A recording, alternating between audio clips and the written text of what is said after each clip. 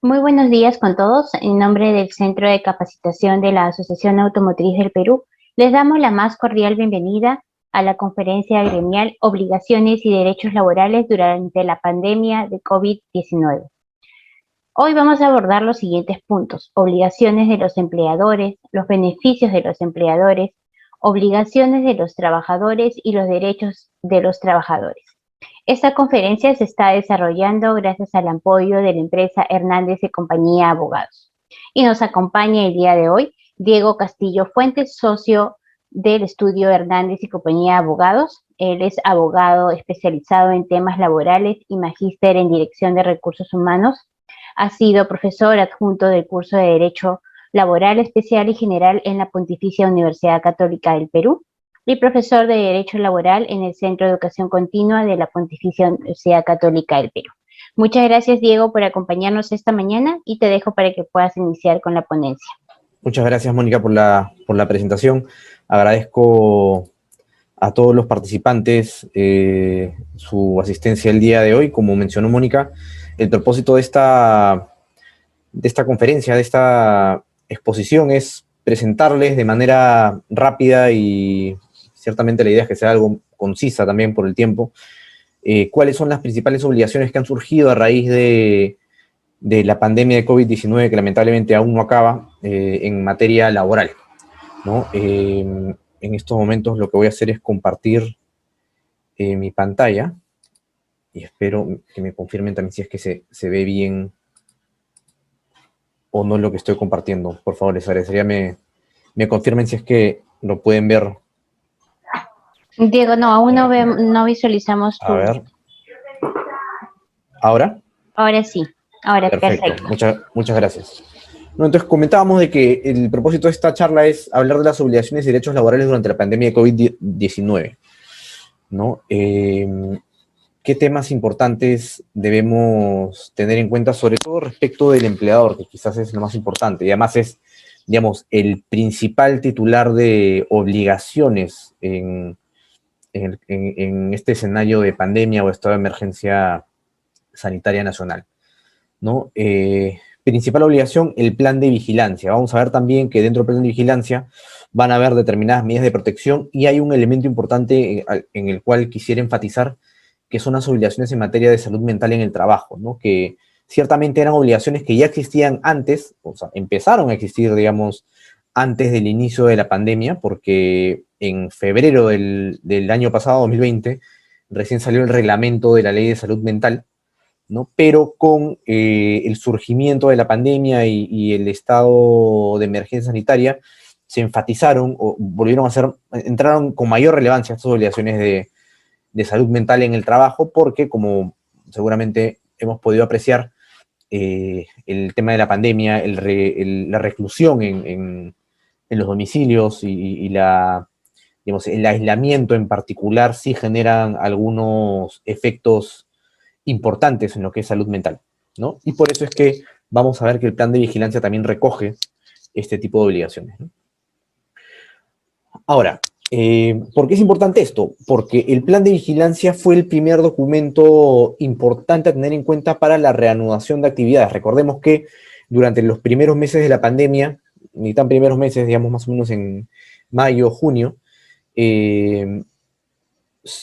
recién empezó a analizarse la posibilidad de reactivarse las actividades económicas a través de fases aprobadas por decreto supremo de parte del gobierno. Y para ello era necesario tener un plan de vigilancia, prevención y control del COVID-19 en el trabajo, ¿no? Cada sector creó su propio esquema a través de 7 lineamientos que también vamos a ver más adelante, ¿no? Y en principio este documento se configuró como una suerte de autorización previa, ¿no? Porque para poder reactivar nuestras actividades necesariamente necesitábamos contar con un plan de vigilancia, ¿no? Un plan para la vigilancia, ¿no? Este documento a sus inicios también generó muchas dudas porque como autorización se pensaba de que se requería alguna aprobación expresa de parte del Estado, ¿no? Más adelante se precisó que era una suerte de aprobación automática. Ahora, este documento deja de ser un elemento autorizativo. Creemos que no. Si nosotros leemos al día de hoy las normas sobre el estado de emergencia nacional, y las medidas para paliar el coronavirus, vamos a poder encontrar que para la reanudación o para la realización de actividades económicas es necesario contar con un plan de vigilancia, ¿no? Mejor dicho, lo que dice ahora el último decreto supremo que amplía el estado de emergencia es que para yo poder realizar una actividad económica debo estar comprendido en una de las fases económicas autorizadas por el gobierno, ¿no? Y para poder ser una autoridad, para poder operar dentro de estas fases económicas, necesariamente requiero del plan de vigilancia, prevención y control del COVID-19 en el trabajo, ¿no? ¿Qué elementos también se arman ahí como inconvenientes o algunas imprecisiones que todavía el gobierno no ha tenido en cuenta, ¿no? Inicialmente, el plan de vigilancia se tenía que aprobar a través de una plataforma virtual del Ministerio de Salud, ¿no? Implementada por el INS, ¿no? Más adelante lo cambiaron al correo electrónico empresas@minsa.gov.pe, a través del cual se enviaba el plan de vigilancia. En la actual resolución ministerial 972, que es la que establece los protocolos y lineamientos para el plan de vigilancia, hace referencia nuevamente a la plataforma virtual. Pero si al día de hoy queremos aprobar un nuevo plan o modificarlo, vamos a poder apreciar que esa plataforma ya no funciona para poder aprobar nuevamente el plan o sus modificaciones. Con lo cual, si uno luego se comunica con el Ministerio de Salud, va a encontrarse con la mención de que independientemente de lo que diga la resolución ministerial 972, lo que tiene que hacer el empleador es comunicarlo a través de correo electrónico empresas@minsa.gov.pe.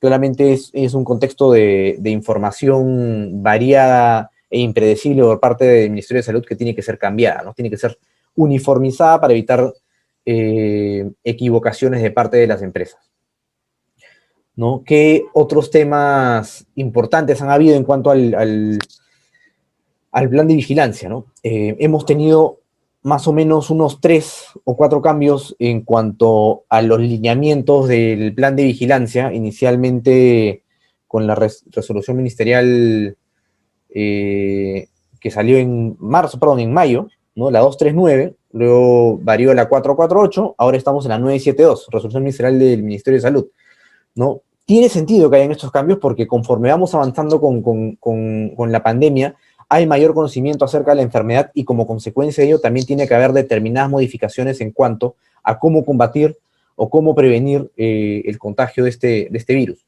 ¿no? Pero lo que sí ha generado mucha incomodidad, o en todo caso impredictibilidad de cómo funcionar en tema de vigilancia de la salud es las imprecisiones sobre los equipos de vigilancia de la salud, ¿no? Dependiendo del número de trabajadores, los propios lineamientos te piden que tengas o una enfermera o un médico, ¿no? O un profesional de la salud, ¿no? Lo cierto es que independientemente de ello, lo que debería quedar claro es que si ya la compañía contaba con un equipo de vigilancia de la salud conforme a su sistema de seguridad y salud en el trabajo, ese equipo médico es el que puede funcionar como equipo de vigilancia de la salud para propósitos de la prevención del COVID-19 en el trabajo, ¿no? También podrán apreciar que ha habido una variación continua de criterios sobre factores de riesgo, lo cual tiene una importancia bastante relevante porque dependiendo de esos criterios o factores de riesgo, van a haber determinados trabajadores que no van a poder llevar a cabo actividades presenciales, ¿no? Y esto es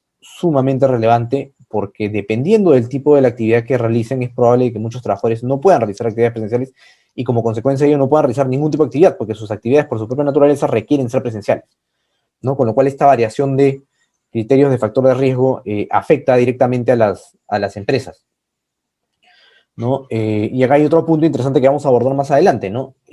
Para paliar este tipo de situaciones en las cuales tenemos personal con factores de riesgo, sea por edad, por comorbilidades o por cualquier otra razón, que no puedan realizar actividades presenciales y su actividad es por su naturaleza presencial, ¿no? Lo que estableció en su momento el gobierno a través de un decreto supremo que ampliaba el estado de emergencia era la posibilidad de presentar una declaración jurada de asunción de responsabilidad de parte del personal con factores de riesgo, ¿no? En otras palabras, la decisión del trabajador con factores de riesgo de trabajar presencialmente, asumiendo el propio trabajador su responsabilidad sobre los riesgos que pueda significar el hecho de que trabaje presencialmente, ¿no? ¿Por qué esto puede entrar en cuestión? Lo vamos a ver más adelante en esta exposición. ¿Qué tenemos que considerar en el plan de vigilancia? Esos son los 7 lineamientos que han establecido los protocolos del Ministerio de Salud, en particular el vigente, que es la resolución ministerial 972. ¿No? Limpieza y desinfección de centros de trabajo, hay que cumplir con una periodicidad diaria para la limpieza de los centros de trabajo, ¿no? La evaluación de condición de salud previo al reingreso o reincorporación, ¿qué implica esto? Que si es que va a entrar personal, va a regresar personal a trabajar presencialmente al centro de trabajo, tiene que haber una evaluación previa del equipo médico de la compañía, y también si es que un trabajador que trabajaba presencialmente, que fue contagiado y ya por COVID y tiene ya el alta médica, tiene que haber también una evaluación médica para la reincorporación al trabajo, ¿no? Tiene que haber como lineamiento 3 una decisión del empleador importante y comunicación formal con protocolos y políticas sobre el lavado y desinfección obligatoria de manos en el centro de trabajo, ¿no? También tiene que haber una sensibilización de la prevención del contagio. ¿Qué implica esto? Tiene que haber también información de parte del empleador que haga referencia a la importancia, ¿no?, de cumplir con las medidas profilácticas necesarias para evitar el esparcimiento de la enfermedad, ¿no?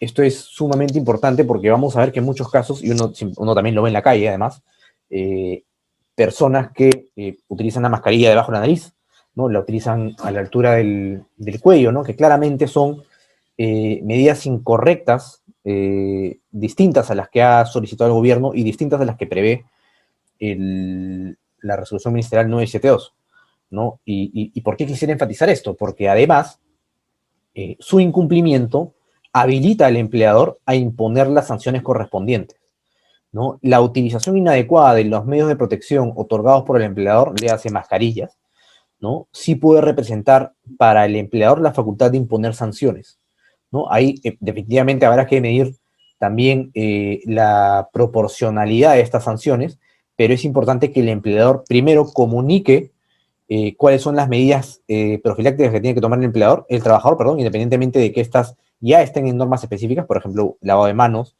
uso de mascarillas, protectores o escudos faciales, dependiendo de la actividad que vayan a realizar, ¿no? Y dependiendo de ello, si es que notamos que los trabajadores incumplen estas obligaciones, y estos incumplimientos son tan simples como el hecho de utilizar la mascarilla debajo de la nariz, ¿no? Eso ya es un incumplimiento que puede ser objeto de una sanción por parte del empleador, ¿no? Con lo cual es importante no solamente hacer cumplir estas disposiciones del gobierno, sino también comunicar al trabajador cuáles son las consecuencias de su incumplimiento, ¿no? Porque incluso independientemente de lo que diga los lineamientos de la resolución ministerial 972, esos incumplimientos también representan incumplimientos del trabajador en materia de seguridad y salud en el trabajo.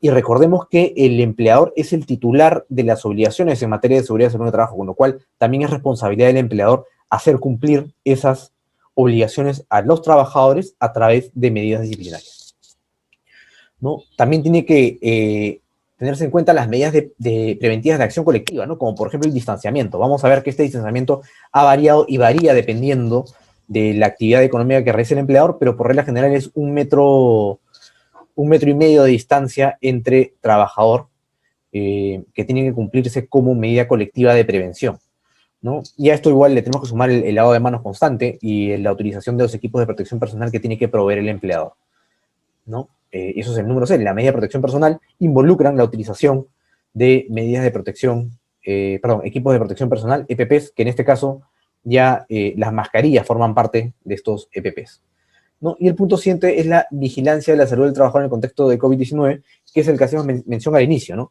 El hecho de que haya un equipo médico de vigilancia, ¿no?, que puede ser el que ya tenía previsto la compañía o el empleador con ocasión a la aplicación de su sistema de gestión de seguridad y salud en el trabajo conforme a la Ley de Seguridad y Salud en el Trabajo, o, en su defecto, el que dispone el anexo 1 de la resolución ministerial 972, ¿no?, que señala que a ausencia de este equipo médico hay determinados criterios que tiene que seguir el empleador para la conformación de este equipo de vigilancia de la salud. Les hacía mención acerca de la controversia que existe respecto de las medidas para el personal con factores de riesgo. Como les comentaba, en uno de los decretos supremos que amplió, mejor dicho, el estado de emergencia nacional, se estableció la posibilidad de que los trabajadores con factores de riesgo puedan comunicar a sus empleadores la decisión voluntaria a través de una declaración jurada de retornar presencialmente al trabajo, ¿no? Lo cual era una idea bastante importante porque permitía evitar tener un trabajador con licencia con goce compensable sin poder saber hasta cuándo iba a poder compensar esa licencia, ¿no? Que en muchos casos ya, seguramente muchas de esas licencias se han vuelto ya incompensables. ¿Qué sucede? Este decreto supremo que amplió el estado de emergencia, que si mal no recuerdo era el decreto supremo 083 o 084 del 2020, ha sido derogado, ¿no? Y con su derogatoria también ha sido derogada la presentación de la declaración jurada, ¿no? Entonces, al día de hoy no tenemos ninguna disposición general que haga referencia a la presentación de una declaración jurada para que las personas con factores de riesgo puedan decidir voluntariamente, ¿no?, retornar presencialmente al trabajo, ¿no? Y esto ha generado controversia porque da la impresión de que ya los trabajadores con factores de riesgo definitivamente no pueden retornar al trabajo, ¿no? Sin embargo, esta controversia es en algún punto aclarada también con la resolución ministerial 972. La resolución ministerial 972 hace referencia, ¿no?, a, primero, las evaluaciones médicas que se le tiene que hacer al personal con factores de riesgo, ¿no?, y la posibilidad de que ellos también decidan retornar. Específicamente lo señala para aquellos puestos en los cuales las personas con factores de riesgo puedan retornar y que sean calificados como puestos de muy alto riesgo. Sin embargo, ¿no?, conforme a también principios del derecho, el que puede lo más, puede lo menos. Y yo también puedo decidir, no a través de una declaración jurada, sino a través de una decisión informada al empleador, retornar a mi puesto de trabajo, que es un puesto de muy alto riesgo. Ciertamente también voy a poder hacerlo para retornar a un puesto de mediano o bajo riesgo, ¿no? Ahora, no es que haya ya vigente una declaración jurada, pero lo que exige la resolución ministerial 972 es que previo al retorno al trabajo de esa persona con factores de riesgo, haya una evaluación médica en la cual el evaluador, el médico ocupacional, por ejemplo, ¿no?, comunique al trabajador con factores de riesgo cuáles son las actividades riesgosas o de posible contagio de COVID-19 antes de que el trabajador retorne, ¿no?, para que el trabajador tenga presente cuáles son los riesgos que está asumiendo, ¿no? Y acá también hay un tema muy importante que es una discusión que continúa desde inicios de la publicación de la norma ya derogada, el 083, ¿no? Es, si bien las disposiciones hacen referencia, ¿no?, a que el trabajador es quien asume el riesgo de retornar, lo cierto es que esa asunción de responsabilidad no exime de responsabilidad al empleador, ¿no? Recordemos que el empleador como titular del centro de trabajo es el responsable de la seguridad y salud del trabajo, ¿no? Ciertamente, la determinación del contagio es un tema sumamente complicado de, de constatar, pues puede haberse contagiado en cualquier otro lugar, incluso en su casa, ¿no? Pero para evitar la imputación de responsabilidad del empleador sobre esa materia, lo importante es poder estar en la capacidad de demostrar, ¿no?, que el empleador cumplió con todas las disposiciones legales sobre prevención del COVID-19 en el trabajo, las legales, y dos, las disposiciones que el propio empleador dispone en su plan de vigilancia, ¿no? Eso es sumamente importante. Y otro elemento que sí también me gustaría poner en relevancia es que este plan de vigilancia ya forma parte, ¿no?, del sistema de gestión de seguridad y salud en el trabajo. ¿Qué involucra eso?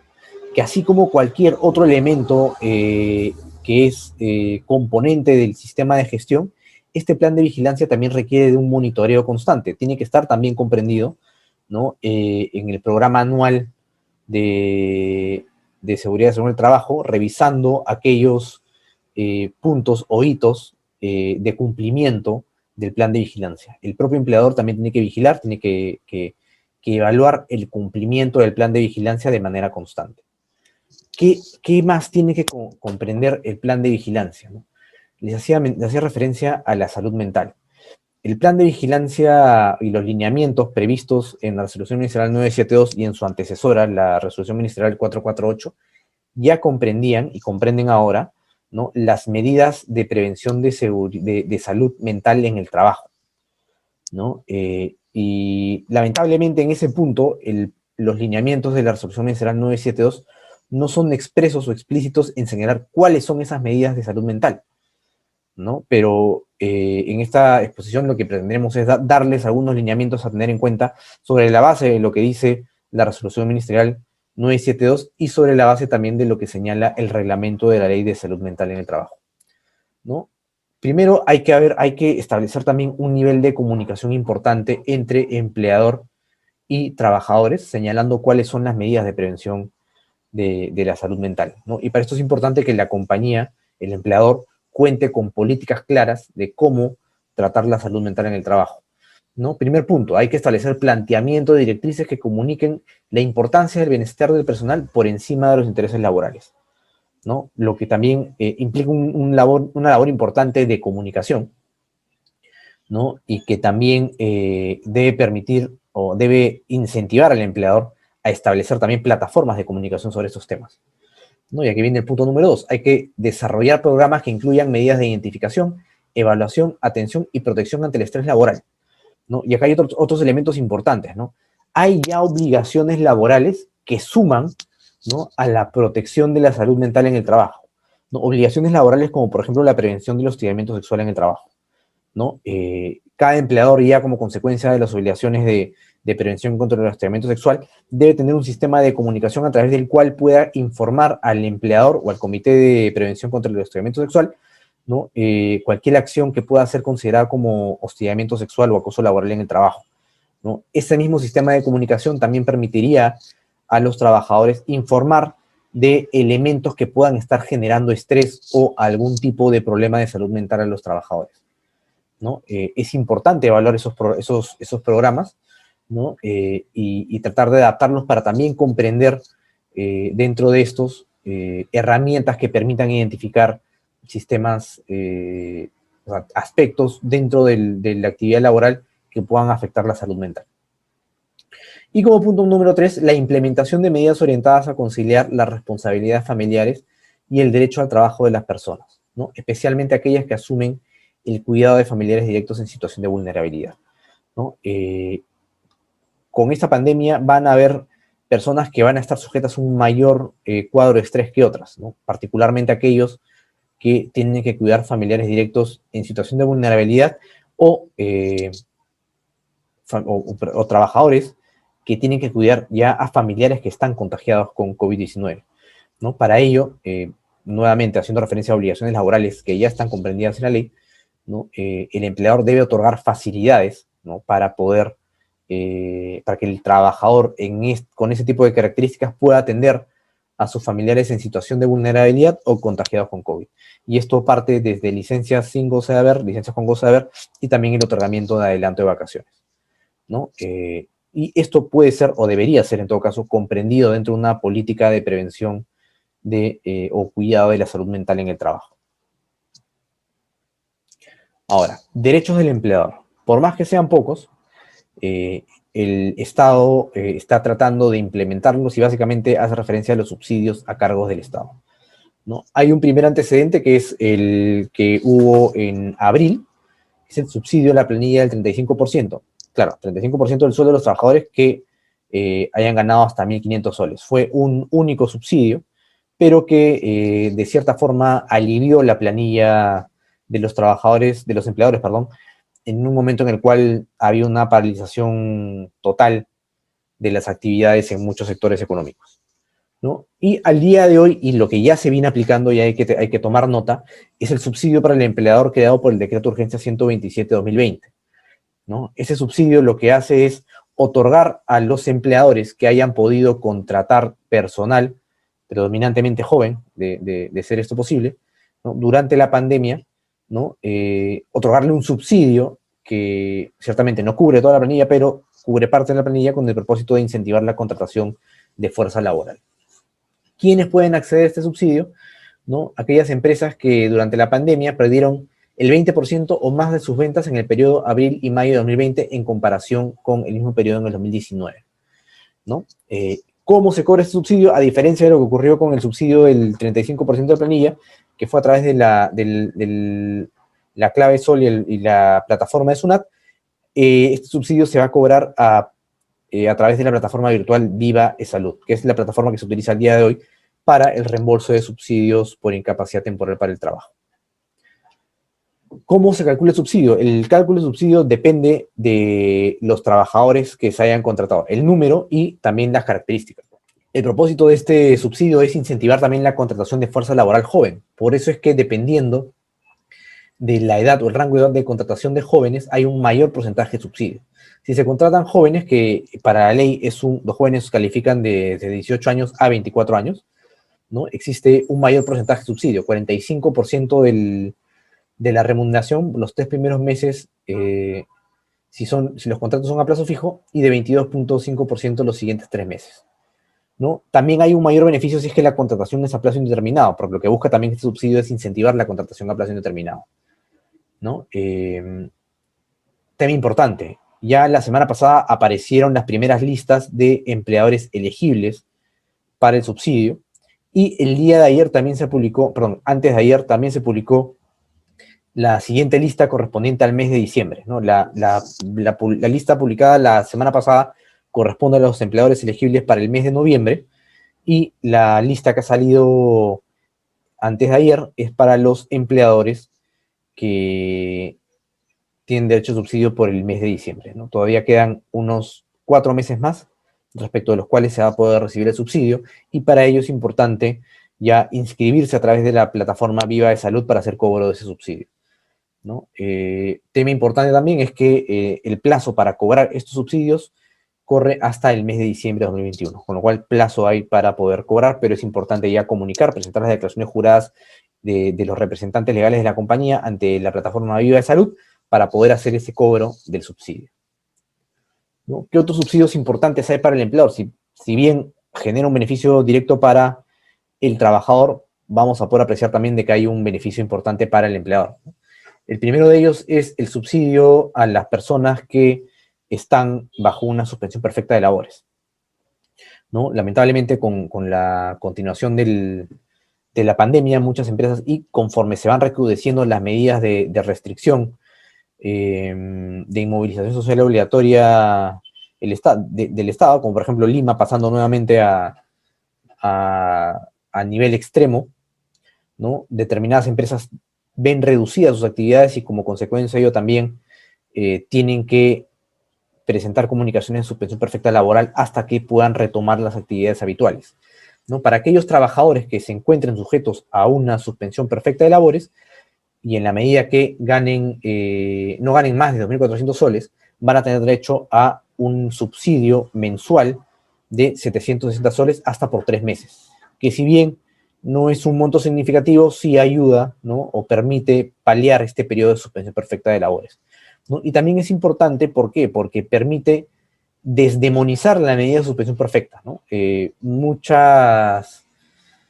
Muchas personas, quizás también con un ánimo político, utilizan la suspensión perfecta como una herramienta del empleador prácticamente demoníaca, ¿no? Como si fuera una intención del empleador de afectar a los trabajadores o deshacerse de trabajadores, cuando es todo lo contrario, ¿no? Esta medida sirve específicamente, ¿no?, para poder preservar el empleo una vez de que esta etapa recrudecedora de paralización de actividades culmine, ¿no? Y lamentablemente la medida de suspensión perfecta de labores es una de las únicas medidas que permite poder preservar el empleo, ¿no?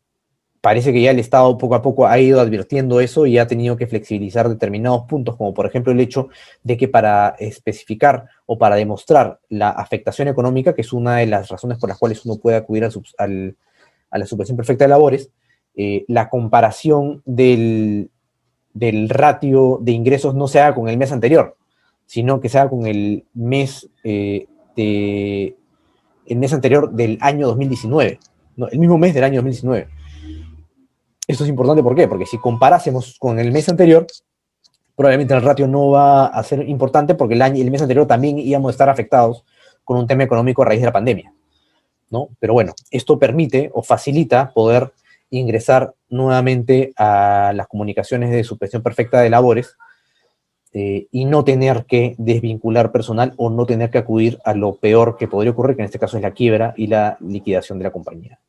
Entonces, esta medida de subsidio para las personas bajo suspensión perfecta de labores permite o habilita que la medida de suspensión perfecta de labores no sea tan dramática, ¿no? Por eso es que es importante esta medida. Un elemento importante a tener en cuenta para los empleadores es que el derecho a solicitar el subsidio, que tienen que comunicarse a sus trabajadores bajo esta medida, vence a los 90 días luego de culminada la suspensión perfecta de labores, ¿no? Van a poder cobrarlo desde el día 1 en el que están en suspensión perfecta, en la medida que ya tengan comunicación de la suspensión perfecta, ¿no? Pero van a tener plazo hasta 90 días para cobrarla, ¿no? ¿Qué subsidio también es importante? Si bien ya está culminando, todavía se puede hacer cobro de él, es el subsidio por incapacidad temporal para las personas que han sido diagnosticadas con COVID-19, ¿no? Hay varios temas importantes ahí, ¿no? Primero, cuando una persona es diagnosticada con COVID-19, es importante que el trabajador comunique al empleador o el empleador, una vez que tome conocimiento a raíz de su sistema de vigilancia,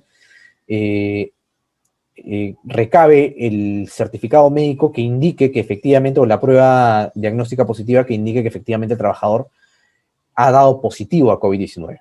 Es un primer punto, ¿no? Y segundo punto, es importantísimo también que en la planilla lo registren bajo una situación de subsidio, de incapacidad temporal para el trabajo, ¿no? Este subsidio cubre los primeros 20 días, ¿no? Y solamente van a poder cobrarse aquellos subsidios, ¿no?, que involucren un diagnóstico médico de COVID-19 hasta el 31 de marzo de 2021.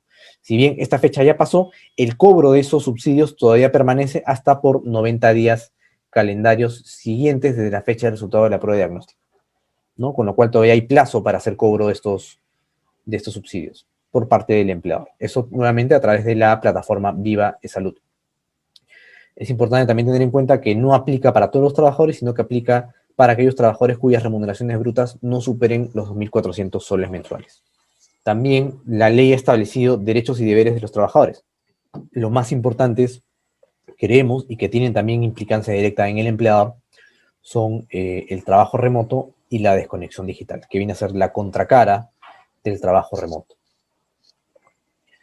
¿no? El trabajo remoto, si bien es un derecho para el trabajador, porque permite resguardarlo durante esta pandemia, evitando la exposición al riesgo en el centro de trabajo, también representa una ventaja importante para el empleador, ¿no?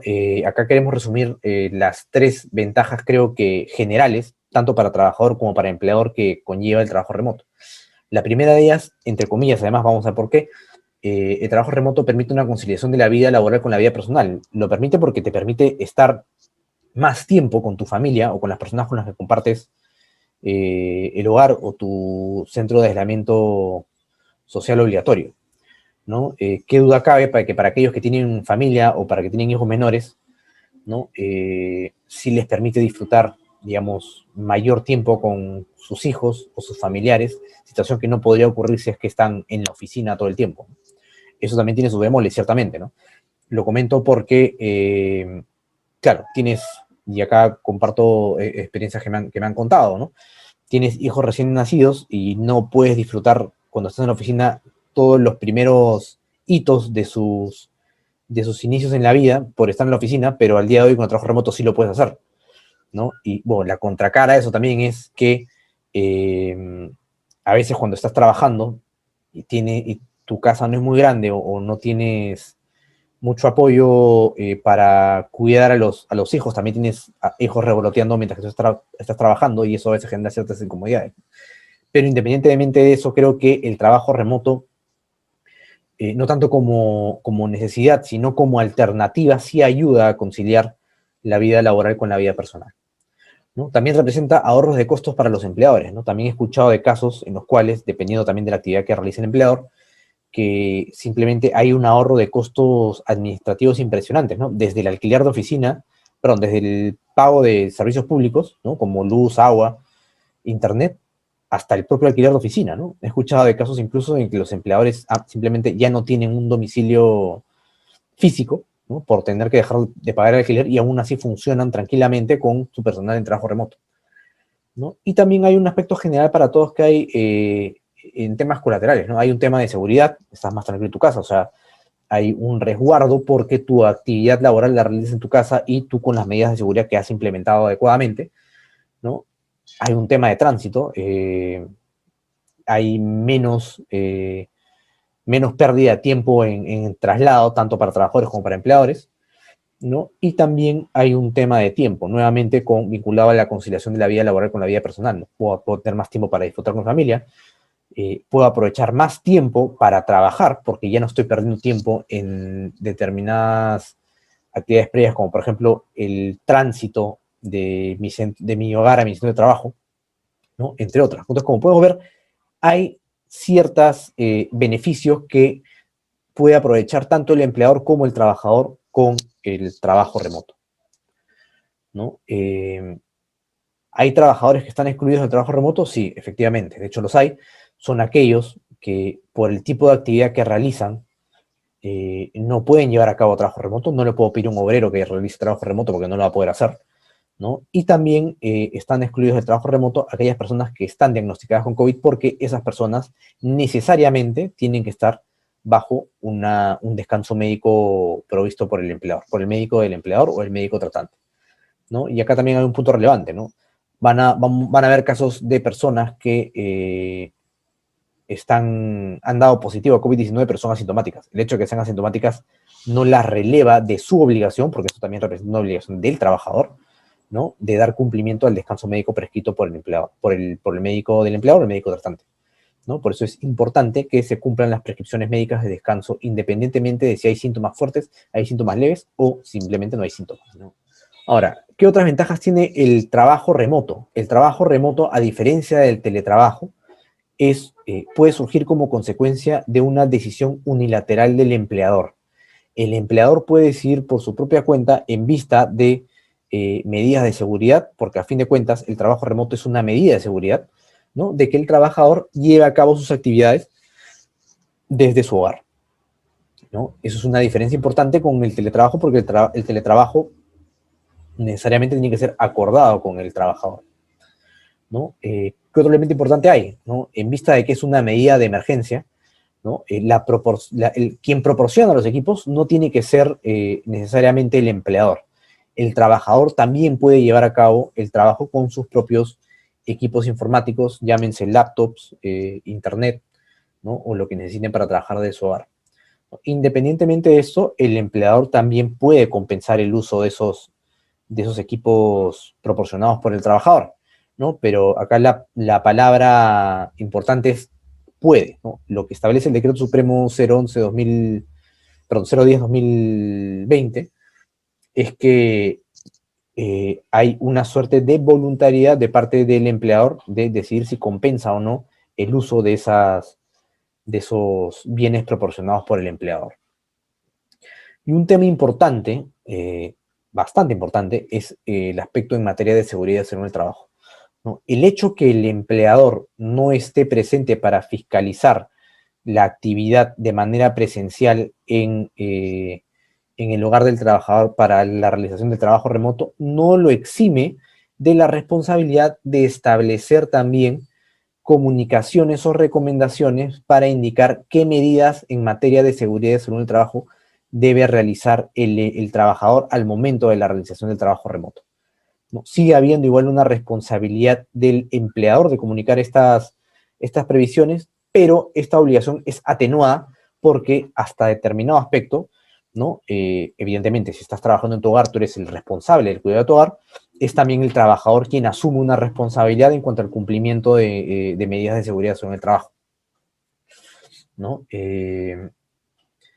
Y otro tema importante es, también ha habido controversia al respecto, pero hay que tener en cuenta que la medida de suspensión, perdón, la medida de trabajo remoto tiene vigencia hasta el 31 de julio de 2021, que está prácticamente a la vuelta de la esquina. Anteriormente, la existencia del trabajo remoto, la posibilidad de aplicar la medida de trabajo remoto estaba supeditada a la duración del estado de emergencia sanitaria, ¿no? Porque anteriormente, el decreto de urgencia 026-2020 señalaba que durante el estado de emergencia sanitaria se podía realizar el trabajo remoto.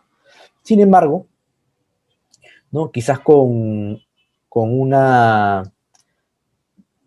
un propósito casi altruista o pensando de que esta pandemia iba a durar menos, durante el gobierno de Vizcarra, durante el breve mandato como premier de Cateriano, se estableció, se alargó, entre comillas, porque en ese momento estaban alargando el trabajo remoto, hasta el 31 de julio de 2021, sin pensar de que el estado de emergencia sanitaria probablemente iba a durar mucho más, ¿no? Y al día de hoy tenemos una vigencia del trabajo remoto hasta el 31 de julio de 2021, a pesar de que ya el estado de emergencia sanitaria se ha ampliado hasta septiembre de 2021, ¿no? Con lo cual estamos esperando, o esperamos, ¿no? De que efectivamente el trabajo remoto pueda ser ampliado por un periodo mayor al 31 de julio de 2021. Y por último, estamos también ante la contracara, ¿no? Del trabajo remoto, ¿no? Hemos visto también los beneficios que representa esto para el trabajador y para el empleador, el trabajo remoto, pero también tenemos que tomar o establecer límites al trabajo remoto en la medida que hay determinados aspectos de fiscalización que varían con el trabajo remoto, ¿no? Uno de ellos es la jornada de trabajo, ¿no? ¿Qué es el derecho a la desconexión digital? El derecho a la desconexión digital es un derecho que ya existía muchos años antes, ¿no? Creado específicamente en Europa a raíz del uso progresivo del trabajo desde el domicilio. El derecho a la desconexión digital es el derecho a desconectarse de los medios informáticos utilizados en el trabajo, ¿no? No solamente acabar la jornada, sino también en los días de descanso, licencias o periodos en los cuales se suspende la relación laboral, ¿no? Y esto involucra tanto una responsabilidad del empleador como una responsabilidad del trabajador. Primero, una responsabilidad del empleador, porque el empleador no debería requerir trabajo al trabajador, ¿no? Durante el periodo de desconexión digital. ¿De cuánto es este periodo de desconexión digital? Es de 12 horas continuas en un periodo de 24 horas, ¿no? ¿Cuáles son estas 12 horas? Dependerá de la jornada de trabajo establecida por el empleador. Durante estas 12 horas, yo como empleador no puedo exigirle al trabajador que trabaje, que es muy distinto, y esto es bien importante, es muy distinto a que yo como empleador le envíe correos o envíe información a través de los sistemas digitales previstos para el trabajo del empleador. Yo podría como empleador, durante la etapa de desconexión digital, enviarle correos al trabajador, pero lo que no debe ocurrir es que yo como empleador le exija que esa información la trate, la trabaje durante el periodo de desconexión digital, que es muy distinto, ¿no? Y les comentaba también que es una responsabilidad del trabajador, porque el trabajador mismo también, como quiera que el empleador no puede fiscalizarlo, también es el trabajador el responsable de no trabajar durante el periodo de desconexión digital. ¿Por qué digo que esto es importante? ¿No? Porque el hecho que el trabajador labore durante el periodo de desconexión digital sin autorización del empleador y sin ningún requerimiento expreso del empleador, no tendría por qué considerarse trabajo en sobretiempo, porque hay quien está incumpliendo con el derecho a la desconexión digital. ¿Quién es? Es el trabajador, ¿no? Y por eso también es importante, y eso hay que tenerlo bastante en cuenta, es que al momento de comunicar el derecho de desconexión digital a los trabajadores, tienen que también precisar esa obligación de los trabajadores de respetar el derecho a la desconexión digital que tienen a la mano, ¿no? En estas comunicaciones los trabajadores también deben informar la posibilidad, facultad del empleador de enviar comunicaciones dentro de ese horario de desconexión digital, sin perjuicio de que el trabajador no tenga la obligación de trabajar durante esas horas, ¿no? Y es importante también que ese mensaje sea eh, luego derivado a las líneas de mando para que también conozcan cuáles son las políticas de desconexión digital que tiene que seguir el empleador y los trabajadores que tienen mandos directivos con los trabajadores que tienen a su cargo. Por último, ¿qué es importante tener en cuenta? ¿No? El incumplimiento del derecho a la desconexión digital también conlleva a determinadas consecuencias en perjuicio del empleador, ¿no? Si el trabajador realiza labores durante el periodo de desconexión digital por cuenta del empleador, ¿no? Ese periodo se debe considerar como trabajo en sobretiempo, ¿no? ¿Qué pasa cuando se realiza, cuando se le exige al trabajador la realización de labores en periodo de desconexión digital? Que al ser también no solamente trabajo en sobretiempo, ese trabajo en sobretiempo puede ser considerado como trabajo en sobretiempo impuesto. ¿Qué es el trabajo en sobretiempo impuesto? Es aquel trabajo en sobretiempo que deja de ser voluntario, ¿no? Y que como consecuencia de la imposición del empleador genera una indemnización adicional. Esa indemnización adicional, ¿no? Es equivalente al 100% del valor hora de trabajo en sobretiempo que se ha generado, que es además una indemnización adicional a la hora extra generada. Por ejemplo, si yo como trabajador trabajo 5 horas en sobretiempo durante mi periodo de derecho de desconexión digital por una imposición del empleador, ¿no? No solamente tengo derecho a que me paguen esas 5 horas como horas extras, sino que además tengo derecho a una indemnización equivalente a esas 5 horas que ya me pagaron. O sea, estoy duplicando el beneficio, ¿no? Y sin perjuicio de eso también existe la posibilidad de que SUNAFIL fiscalice y como consecuencia de ello me imponga una multa por el incumplimiento del derecho de desconexión digital, que es una infracción muy grave, ¿no? Que en el peor de los casos, dependiendo del número de trabajadores afectados, puede alcanzar el monto de 52.53 UITs, ¿no? Que supera claramente los 100.000 soles. Y eso es lo que quería conversar con ustedes, ¿no? Espero que les haya parecido útil esta exposición. Y nada, yo ahora los dejo, entiendo que también hay un periodo para que puedan formular consultas y yo encantado de absolverlas durante este periodo. Gracias. Muchas gracias, Diego, por toda la información que nos has brindado y tenemos unas preguntas de nuestros participantes. La primera es, si se realiza un plan de trabajo remoto mixto, que es remoto y presencial, ¿está sujeto a la fecha mencionada? Sí, o sea, el tema con la implementación de un sistema mixto es que la primera parte o sea, el componente de trabajo remoto va a estar sujeto efectivamente a la vigencia del 31 de julio de 2021, ¿no? Lo que se puede hacer en esos casos es celebrar un acuerdo con el trabajador, ¿no? A efectos de que esta parte mixta correspondiente al trabajo remoto, culminado el 31 de julio de 2021, sea transformado bajo el esquema de teletrabajo, que como hemos conversado es similar, pero tiene algunas diferencias a tener en cuenta, pero que pueden ser subsanadas o pueden ser ya comprendidas en ese acuerdo, ¿no? Por eso la ley permite que el trabajo remoto, sea mixto o total, sea comunicado de manera unilateral por el empleador. Sí sería ideal, teniendo en cuenta que ya tenemos un umbral de vigencia del trabajo remoto, que puedan formalizar estas condiciones de trabajo a través de un acuerdo con el trabajador. Correcto. Otra consulta es, al término del acuerdo de reducción de remuneraciones, ¿se vuelve a firmar otro acuerdo otorgando un 60% de lo reducido en cuya composición se encuentra una tarjeta GIF de alimentos? Pregunta, ¿esa tarjeta GIF se puede seguir manteniendo al término del convenio? Sí, o sea, de hecho, la ley lo permite, la ley de prestaciones alimentarias permite el, el otorgamiento de estos vales de alimentos, así se llaman tarjetas gift de alimentos, pero sí tenemos que tener cuidado, bastante cuidado, sobre todo en los montos, ¿no? Porque si estamos ya inmersos en un acuerdo de reducción de remuneraciones, el monto máximo a otorgar como tarjeta de alimentos también se ve afectado. Recordemos que por vales de alimentos, estos vales de alimentos no pueden ser superiores al 20% de la remuneración del trabajador y tampoco pueden superar el monto de 2 remuneraciones mínimas vitales, ¿no? Con lo cual es importante ver que el monto de la tarjeta de alimentos no exceda del límite previsto por la ley de prestaciones alimentarias. Ese es un primer punto.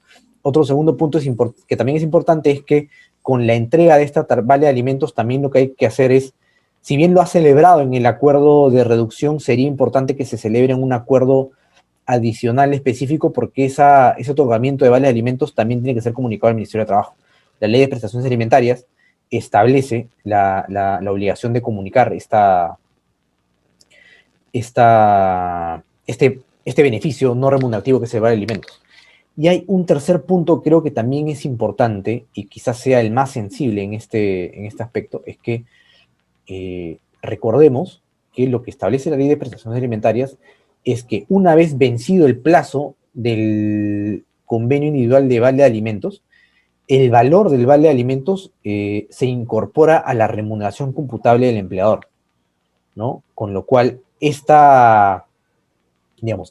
mecanismo de vale de alimentos puede al final representar un perjuicio a la compañía porque se puede culminado el plazo, volverse remuneración permanente para el trabajador, con lo cual ahí existen, creo, dos alternativas a tener en cuenta. La primera de ellas es, dependiendo además de con qué tanto tiempo quieran mantener el vale de alimentos, es establecer un plazo prolongado de utilización del vale de alimentos. Con plazo prolongado me refiero a 5 o 10 años, dependiendo del contrato que puedan tener con el trabajador, ¿no? Y lo otro también, que es un poco más difícil, pero que se puede hacer, es que una vez que, digamos, puede ser que ya levanten la reducción de remuneraciones o quieran acordar otro beneficio, celebren con el trabajador un acuerdo en el que se resuelva el convenio de prestaciones alimentarias, que se resuelve el convenio en el cual están otorgando el vale de alimentos, ¿no? Porque si no hacemos eso y se nos pasa el plazo, ese vale de alimentos va a pasar a formar parte de la remuneración permanente del trabajador. Perfecto. Otra consulta es, si un colaborador se contagia de COVID, la empresa se encarga de sacarle la prueba, le brinda atención médica remota, pero él descansa más de un mes. Dado que este médico no emitió un certificado médico, ¿qué se recomienda? Porque el trabajador indica que sigue mal, pero no hay documento que indique que lo avale. Ahí entra a tallar bastante el funcionamiento del equipo de vigilancia de la salud del trabajador de la empresa, ¿no? Si es que el trabajador no ha presentado el certificado médico, lo que se tiene que hacer es el médico ocupacional tiene que verificar, o el médico que tenga a cargo la vigilancia de la salud de los trabajadores, tiene que revisar o diagnosticar al trabajador, entonces es una atención médica, y él mismo presentar un certificado médico indicando que efectivamente se encuentra con COVID-19, teniendo además a la mano la prueba que haya dado como resultado diagnóstico positivo, ¿no? Si es que el trabajador indica que sigue mal, pero no hay un documento médico que lo avale, nuevamente tiene que el médico de la compañía, ¿no? O el que haga sus veces, certificar efectivamente que se requiere un descanso médico, o en todo caso, exigirle al trabajador que también su médico tratante le presente un certificado médico. ¿Por qué es importante esto, no? Porque si el trabajador no lo hace, o habiéndosele evaluado, se considera de que ya está para darle de alta, ¿no? Si el trabajador no se presenta a trabajar, estaría incurriendo ya en abandono de trabajo, ¿no? En la medida de que alcance las cuatro días consecutivos de ausencia. Correcto. La siguiente consulta es, ¿la desconexión digital también aplica a las llamadas telefónicas por motivo de trabajo fuera del horario laboral? Correcto, efectivamente también aplica, o sea, aplica a distintos sistemas informáticos, entre ellos correos electrónicos, intranet, llamadas telefónicas. O sea, yo como empleador puedo llamar dentro del horario de desconexión digital, pero el trabajador no está obligado a contestar, ¿no? Eso es importante. Y quizás ahí hay una zona gris, porque en muchos casos la llamada en sí pueda significar para el trabajador el hecho de tener que trabajar, ¿no? De tener que estar coordinando con su empleador, ¿no? Con lo cual, desde mi punto de vista personal, la llamada en sí misma no debería ser considerada, ¿no? Como trabajo en estricto, ¿no? Porque podría ser una llamada simplemente de coordinación, pero sí corremos el riesgo de que el trabajador, y al final va a ser el trabajador quien decida, ¿no? Si es que eso lo considera trabajo o no, el trabajador lo podría considerar como un trabajo efectivo, ¿no? Que está rompiendo el derecho a la desconexión digital, ¿no? O sea, por eso hay que tener bastante cuidado en la utilización de qué medios informáticos para comunicar información a los trabajadores dentro del periodo de desconexión digital. Bien, otra consulta es, me indica Vanessa, tengo un colaborador que su médico no es médico internista, él es un médico cirujano, pero su sello indica otra cosa. ¿Me vale el subsidio por COVID-19? ¿Me va a valer el subsidio? Debería valer, ¿no? Independientemente de lo que diga el sello, porque al final es un médico quien está tratando el tema, pero hay otro tema ahí importante, es que no solamente se necesita el certificado médico, sino también la prueba positiva, ¿no? Con eso sí debería valerse ya el subsidio por incapacidad por COVID-19. Correcto. Ya para culminar, ¿es necesario proveer para el empleador de los materiales para velar por la seguridad y salud en trabajo remoto? Ejemplo, sillas disergonómicas. Es una muy buena pregunta, ¿no? Porque, como comentábamos, el empleador sigue siendo responsable de la seguridad y salud de trabajo, pero tal como lo define el Decreto Supremo 010-2020-TR, ¿no? El empleador, la obligación del empleador radica en comunicar, ¿no? ¿Qué medidas debe tomar el trabajador en su hogar para la realización del trabajo remoto, ¿no? Presentar las recomendaciones, los riesgos, pero no obliga al empleador a proporcionar esas herramientas, ¿no? Con lo cual el empleador no está legalmente obligado a proporcionarlas. Sí está legalmente obligado a comunicar los riesgos y a comunicar las responsabilidades, pero no a proporcionar elementos que el trabajador debería tener presente para realizar su trabajo en su hogar sin los riesgos identificados por el empleador.